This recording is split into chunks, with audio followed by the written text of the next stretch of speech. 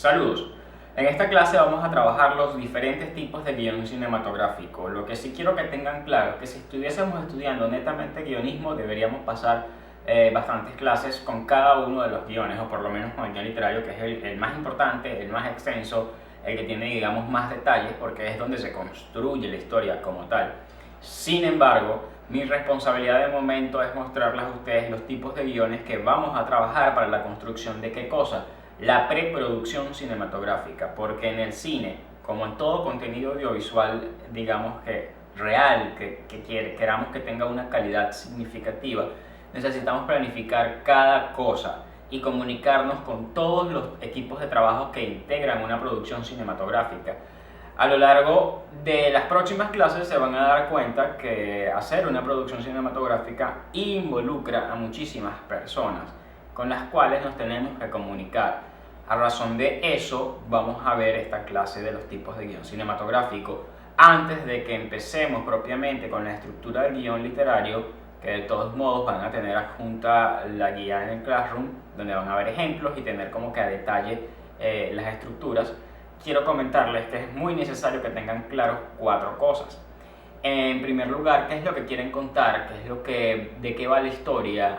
De inicio, desarrollo y fin. Si bien es muy posible, o no es que es muy posible, es normal que de momento no sepan cómo van a llegar del punto A al punto B y del punto B al punto Z, tienen que arrancar, pero entonces sí pueden tener un esquema, digámoslo de esa manera, como que qué pasa en el punto A o en el planteamiento del conflicto, en la introducción de la historia, qué pasa en el desarrollo, tener unas ideas claras más o menos de acontecimientos importantes y por supuesto cuál va a ser el desenlace. Por lo tanto, lo siguiente que hay que tener claro es quiénes van a ser los personajes que van a formar parte de esa historia y en ese sentido, cuál va a ser el género que va a desenvolver la historia, si va a ser comedia, terror, drama, acción y en qué tiempo va a desarrollarse los hechos. Si es en el pasado, si es en el presente, si es en el futuro, si vamos a tener montajes donde se juegue con el tiempo. Eso hay que tenerlo claro antes de empezar a escribir. De todos modos, no se asusten porque el proceso de escritura de un guión por lo general es bastante largo y necesita de escribir y reescribir. Por lo que si hay alguna cosa que no tienen precisado, estamos en momentos de libertad creativa donde, bueno, hacen un primer borrador del guión y dicen, bueno, esto funciona, esto no funciona, reescribimos, hacen un segundo borrador y así hasta que logran tener un producto completo, terminado, con el cual sus autores se sientan satisfechos. Comenzamos entonces con el primer tipo de guión, que es el guión literario. Lo que quiero que tengan en cuenta en este caso es con quién se están comunicando ustedes dentro del equipo humano que forma una producción cinematográfica con el guión literario. O sea, ¿para quién va dirigido este guión? Yo hago esta pregunta porque siempre cuando tenemos el apellido literario, es decir, guión literario, pueden confundir con que van a escribir literatura o como que van a escribir como si se tratara de un libro o para un libro, y no es así. El guión literario no está hecho para el gran público, para las masas. El guión literario está hecho para el equipo dramático de la película. ¿Quién es el equipo dramático de la película? Los actores. Simple.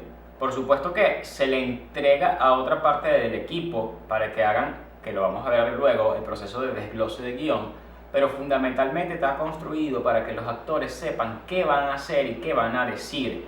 Por lo tanto, su estructura tiene que ir escrita siempre en tiempo presente, sin utilizar recursos literarios, de esos como que los que recordamos en la infancia, ni onomatopeyas, ni exageraciones, ni nada que tenga que ver o que podamos conseguir en un libro, o recursos poéticos para hacer similitudes y comparaciones que nos demuestren emociones, porque realmente eso no va a ser consumido por el público, que va a tener que imaginárselo, porque el guión literario precisamente está pensado para que esa historia sea transformada del papel a las imágenes y al sonido. Entonces no hacemos nada estimulando tanto la imaginación de quien lo va a leer desde ese punto de vista, como si fuese un libro, porque no lo es, porque ya lo vamos a grabar, ya lo vamos a filmar.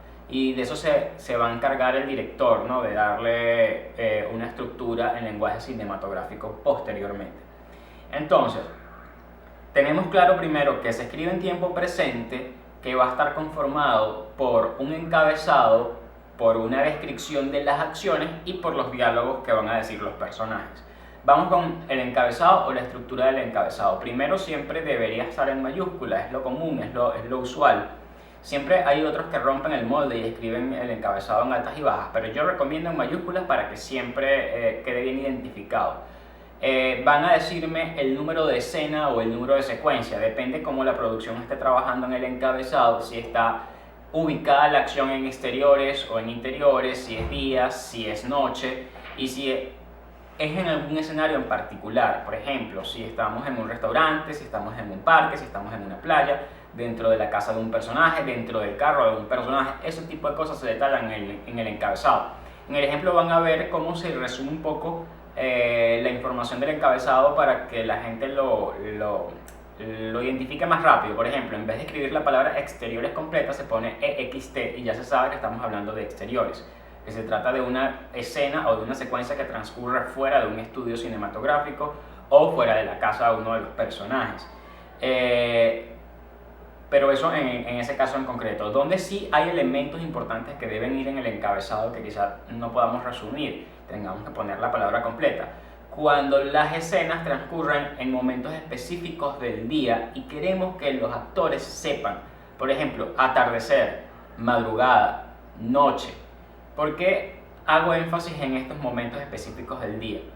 Porque no es lo mismo tener una acción que transcurra a las 3 de la mañana, por ejemplo, a que transcurra en la tarde sin ninguna especificación, o al atardecer o al mediodía. ¿Por qué?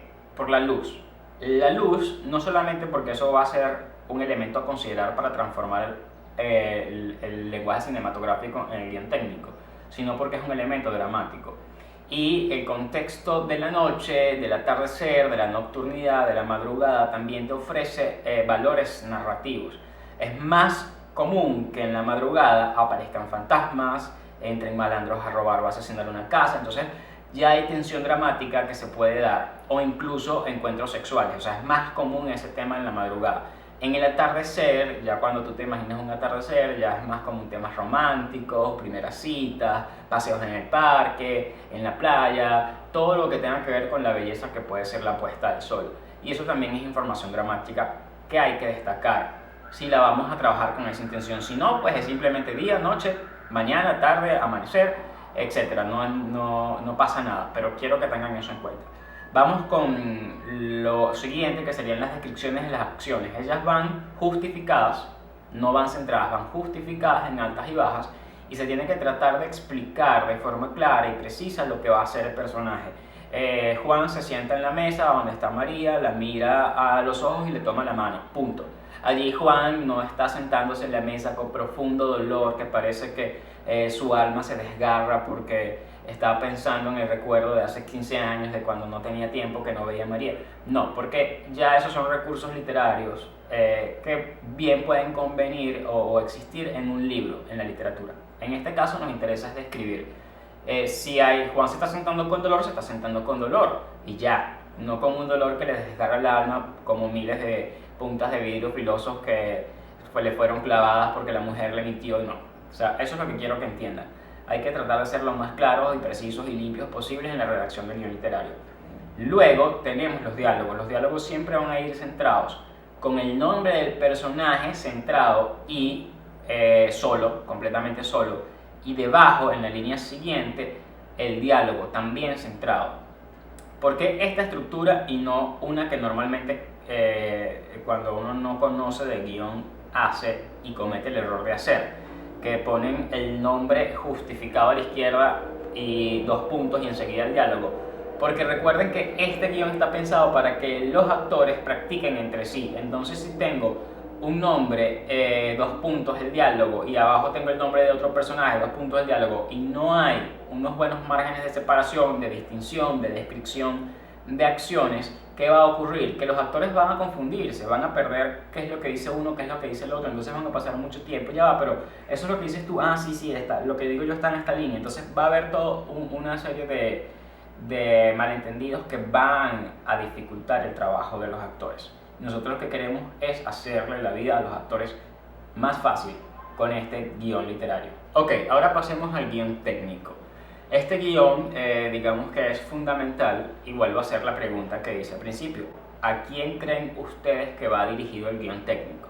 Si ya dijimos que el guión literario está dirigido especialmente al grupo o al equipo dramático dentro de la película, que son los actores, y también por supuesto a los jefes de departamento que van a hacer un desglose del guión que luego estudiaremos.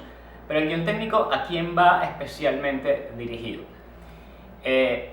Sencillamente al equipo técnico, que también vamos luego a precisar quiénes forman parte del equipo técnico.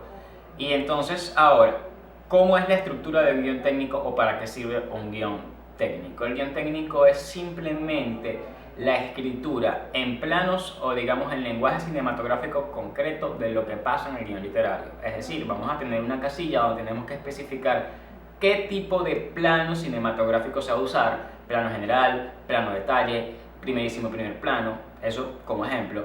También qué tipo de movimiento de cámara se va a usar, si vamos a tener un traveling, un doll, o vamos a trabajar con un equipo, con una grúa que va a hacer que la cámara descienda o ascienda, o si vamos a tener un paneo. También sería bueno que se especificara cuánto tiempo va a durar cada plano.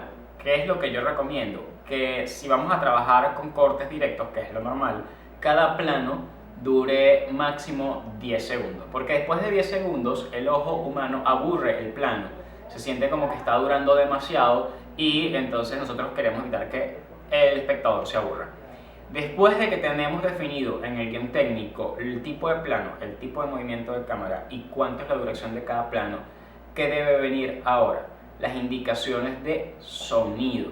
Aquí yo siempre hago como que una aclaratoria.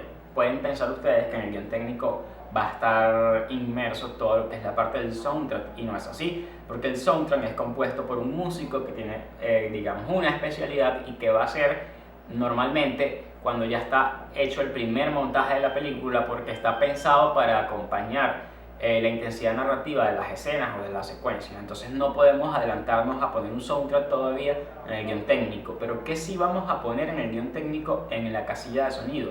Los efectos de sonido. No sé si han visto ejemplos de videos, de diferentes videos que se hacen efectos de sala, que por ejemplo la persona va caminando por un charco y entonces nos muestran cómo es la escena caminando por los charcos, y nos muestran cómo en un estudio de sonido unas personas con una ponchera y con agua y con unas zapatillas hicieron el efecto que acompaña esa caminata por unos charcos. O cuando se cierra sobre una puerta y se golpea la puerta, eso no va a ser grabado en la escena concretamente. Tenemos que tener un efecto especial grabado en estudio de cómo se cierra, cómo se abre esa puerta o cómo el personaje agarra las llaves para incorporarlo, que le permita al equipo de postproducción poder manipular los sonidos, darles una duración en específica, a lo mejor bajarles la intensidad, subirles la intensidad, hacer acentos dramáticos con ellos.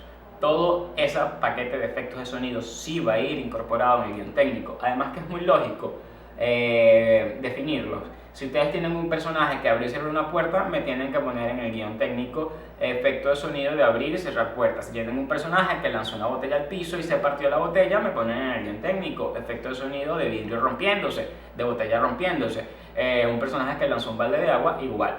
Eso es lo que quiero que vean, que es sencillo, pero hay que definirlo, porque eso después le va a dar las herramientas necesarias a quienes, al equipo de postproducción, para saber, bueno, ya sé que para esta escena tenemos que incorporar 15, 20 efectos de sonido. ¿Cuáles efectos de sonido son? De abrir y cerrar puertas, partir vidrio, lanzar agua en un balde y así cualquier cantidad de efectos de sonido. Entonces ya, ellos tendrán un sistema. ¿Hay que hacerlo? Si hay que hacerlo, bueno, hagámoslo.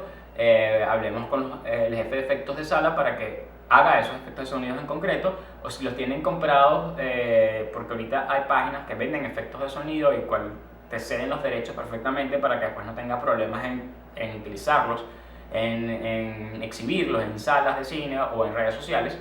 Y entonces, bueno, ya saben, tenemos que comprar tales y cuales efectos porque son los que se incorporan en esta parte de la película. Hay ejemplos de guión técnico donde también se hace una descripción breve de la acción del personaje y se pone el diálogo. Yo a ustedes no les voy a pedir que me pongan el diálogo porque para eso ya está el guión literario, pero que sí me identifiquen en el encabezado del guión técnico, que es similar al del guión literario, el número de página del guión literario. para que así, si alguien requiere ver, esta escena, en qué página del guión literario está esta escena, y puede tener los dos guiones a la mano y ir concatenando. Porque si me incorporan los diálogos en el guión literario, ¿qué van a hacer? Un guión infinito, porque el guión literario está dividido en cuadros. Entonces en cuadros obviamente los diálogos van a ocupar un espacio más pequeño y van a necesitar más cuadros y más cuadros y más cuadros.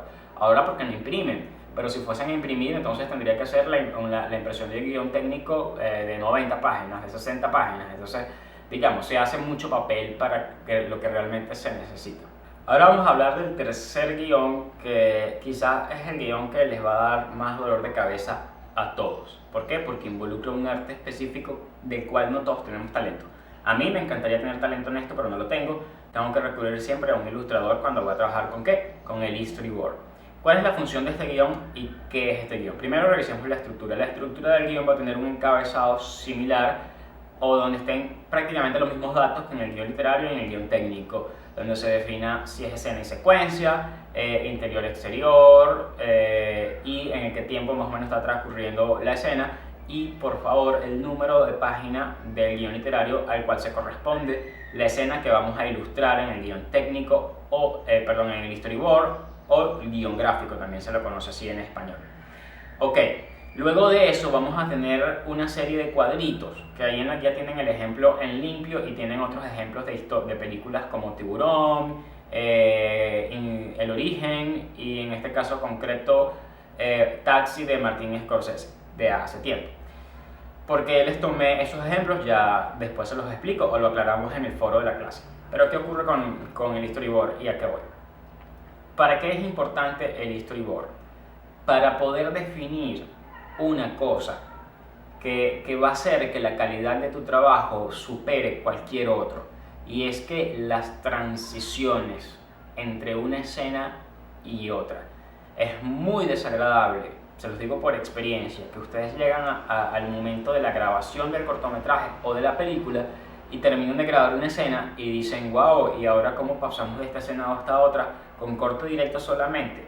En cambio, cuando hacen en el storyboard, que además tiene otras funciones que ya les voy a precisar, van a saber y van a tener oportunidad de sentarse a pensar cómo pasamos de una escena a otra y le van a dar un significado superior, con transiciones creadas por ustedes mismos, donde pueden trabajar significados poéticos o significados, o no necesariamente un significado poético, pero sí que a través de las imágenes, que sería el propio trabajo cinematográfico, comencemos con una toma de este tipo y cerramos y abrimos con una toma similar pero en otro sitio, y se va notando el cambio de calidad en el trabajo. Pero superado el tema de las transiciones, que son muy útiles para trabajarse en storyboard, ¿qué más nos ofrece? Nos ofrece que tenemos una previsualización casi completa de la película, porque en cada escena que tiene que ser dibujada no lo vamos a hacer cuadro a cuadro. Recuerden que el video puede grabar a 24 fotogramas por segundo y tú puedes pensar que vamos a hacer 24 dibujos por segundo, porque no lo vamos a hacer así, porque no estamos haciendo animación ni stop motion ni nada por el estilo. Lo que sí pido es que por cada escena los planos más importantes, si hay movimientos de cámara, si hay cambios de planos, por eso digo planos más importantes, se noten en el trabajo del storyboard. Eso nos va a dar una gran facilidad. Imagínense que llegan al set con su storyboard y le van a explicar a los actores, ya a ustedes como director, qué es lo que quieren lograr. Ellos ya tienen sus acciones y sus diálogos aprendidos, pero entonces a ustedes a través del storyboard, lo ponen en una cartelera, les muestran, miren, así está, fíjense, la cámara los va a grabar ustedes, es en primer plano, entonces ya el actor o la actriz ya sabe que tiene que esforzarse por hacer mejor actuación gestual, porque la cámara en ese momento va a estar en primer plano, o va a ser un plano medio, o va a ser un plano americano, o aquí venimos con un plano general, o aquí vamos a tener un plano de detalle de tu mano. Todo eso es importante que los actores también lo conozcan, es como que digamos fundamental. Pero también para quienes es importante observar el storyboard, porque también les va a hacer el trabajo más fácil y vamos a poder hacer qué cosa, lograr que la visión del director la lleven a cabo quienes, los operadores de cámara. Porque una cosa es lo que pasa por la mente del director y otra cosa es lo que el operador de cámara puede estar viendo, puede estar grabando, puede estar filmando. Entonces siempre es importante que el director y el operador de cámara estén en constante comunicación para que la cosa salga bien, junto con el director de fotografía. Pero eso ya va a ser cuando veamos la clase de equipo humano y técnico y artístico de una producción cinematográfica y les aclaro qué hace cada quien, qué cosa hace cada uno, ¿no? Pero ahorita se los digo de esta manera para que entiendan por qué es tan importante este guión. Porque entonces el director les muestra el guión, el storyboard a los operadores de cámara, ya saben que tienen que trabajar con ciertos tipos de plano, igual ellos van a tener siempre una persona que les va a ir dando indicaciones y de cuánto tiene que durar, de si va a haber un cambio. Recuerden que este tipo de procesos de grabación siempre está presto para que ocurran cosas que no están dentro del guión. Digamos que hay cierto margen de improvisación y eso está bien, y hay escenas muy famosas en la historia del cine que surgieron improvisadas porque se dejó que el actor desarrollara su talento en el momento, o porque de pronto hubo un accidente dentro del set, se cayeron unas cosas, pero la escena quedó bien con eso que se cayó y el director dijo no corten, continúen, hagan lo que estén haciendo, y resulta que terminó siendo una mejor escena. Recientemente hay un ejemplo en la película 1917. A lo que la vieron, saben identificar la escena casi que no es la escena final, pero es digamos el clímax narrativo cuando el soldado está corriendo por un campo prácticamente minado de bombas y hay disparos por todos lados. Hay una parte en que él se cae porque tropeza con uno de los extras. Eso no estaba en el guión, simplemente él iba corriendo tan rápido que se tropezó con esta persona, cayó al suelo, dio varias vueltas, pero no se detuvo. Él continuó grabando y el director no dio la orden de cortar, porque recuerden que en el set de grabación el único que puede parar la grabación es el director, o así debería ser. Él siguió actuando y la escena quedó así de forma final, fue la escena que quedó. Entonces ahora dense en la tarea de revisar en el material de apoyo que tienen en el Classroom los tipos de storyboard. Ahí van a ver uno en específico que es el de El Origen, que yo siempre hago o me detengo a hablar de ese storyboard porque es una escena muy compleja. En la escena que van a ver en ese storyboard en particular, ¿qué pasaba? El personaje estaba dentro de una habitación y de pronto pasaban a gravedad cero, que es ese tipo de gravedad que vemos en las películas del espacio, donde la persona puede como que con un impulso pasar del piso al techo, a la pared y así, ¿no? Entonces había un movimiento giratorio en 360 grados. Los que vieron la película conocen el tipo de película de Nolan, y conocen por qué pasó eso. Pero entonces, ¿cómo dibujar una acción en 360 grados? ¿No? Si normalmente estamos acostumbrados a ver acciones planas en un storyboard. Fíjense que allí se rompe el esquema tradicional del storyboard y lo que hizo el ilustrador fue dibujar el escenario en 360 grados, pero de forma plana en un papel, y sobre el escenario dibujado hacer los cuadros donde el actor o los actores iban a realizar las acciones. Entonces se puede entender cómo el actor cae del piso a la pared, al techo y vuelve al piso. Ahí va a estar en el ejemplo. De todos modos, en el foro de la clase estoy abierto a que me preguntan y conversamos sobre el storyboard o esos storyboards. También tienen el de tiburón. ¿Qué es importante que no falte en el storyboard? La casilla de comentarios, de observaciones, que siempre vamos a tener como que un cuadrito donde está el dibujo y abajo de ese cuadro hay un renglón de observaciones, porque esas observaciones nos van a ser súper útiles para completar. Si no vamos a trabajar a 24 fotogramas por segundo porque no es animación y estamos que una escena la estamos resolviendo con 12 dibujos para darle cierto sentido de continuidad, allí las cosas que falten las podemos agregar en las observaciones. Y decimos, bueno, el movimiento de cámara es un paneo de izquierda a derecha, o hay un movimiento de grúa de no sé qué, o tenemos un zoom in o un zoom out, y así. Todo eso lo resolvemos en las observaciones, pero no se limiten, porque recuerden que esto es simplemente preproducción para que la producción quede bien. Entonces, si de pronto el director, que debe estar junto con el ilustrador haciendo el storyboard, se da cuenta que en esa escena es fácil que se le olvide que es importante llevar un elemento de utilería. Y, ¿por qué no? Anótenlo en observaciones, que no se nos quede la licuadora para esta escena, que no se nos quede el vaso rojo, que no, y así. Eso puede pasar. Todo lo que sea útil para que ustedes desarrollen su trabajo lo mejor posible, pónganlo en las anotaciones, no le tengan miedo a escribir en ese sentido. Para finalizar la clase de tipos de guiones cinematográficos, en la guía tienen unas citas que ustedes pueden leerlas y decir, bueno, esto no tiene nada que ver con tipos de guiones cinematográficos, y es cierto, pero yo les quiero dar un mensaje que creo que va a hacer que comprendan un poco más la responsabilidad y también la profundidad y el trabajo que puede hacer un guionista, o que hacemos los guionistas.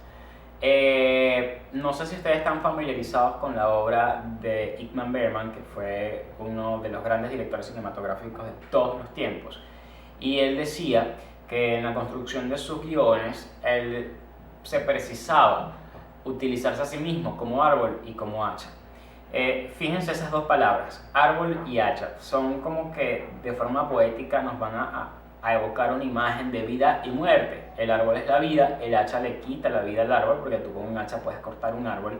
Y entonces el hecho de que dentro de una persona, que en este caso era Ingmar Bergman, que era un guionista y director de cine, quien fue, él trate de dividirse, hacer vida y muerte, árbol y hacha para la construcción dramática de sus historias. ¿Qué nos quiere decir? Y es el mensaje que les quiero dar a ustedes.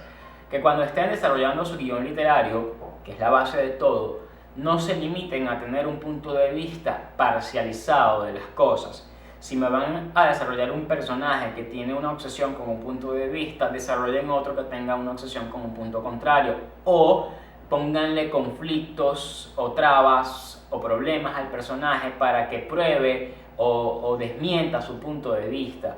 No seamos planos, tratemos de crear historias tridimensionales que digamos, nos hagan dudar de todo y al final la cerremos con una gran satisfacción al tener la certeza de que, bueno, este punto de vista que se planteó al principio no es o sí es como al final la construcción de un trabajo de grado, porque estamos solo que sin el discurso académico, sin el discurso político, sin el discurso de defensa de derechos humanos, porque estamos trabajando con acciones y hechos de vida, vamos a demostrar un punto de vista. Pero para demostrar un punto de vista tenemos que llevarlo a los límites, tenemos que forzarlo, no nos podemos quedar nada más con la simple característica que un personaje puede ofrecer.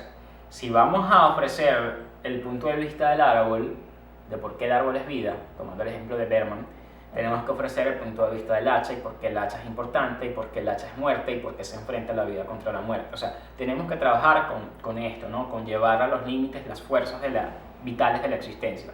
Cuando veamos la clase de construcción de personajes a través de arquetipos, ustedes van a entender un poco más esto, ¿no? De la premisa, de la contraidea y de cómo cada personaje tiene que tener su propósito dentro de la historia, precisamente para marcar la diferencia y que no tengamos historias planas y aburridas, sino que sintamos como que wow, no nada más quiero ver la historia porque tiene una buena trama, sino porque disfruto ver lo que hace, lo que dice y lo que piensa este personaje.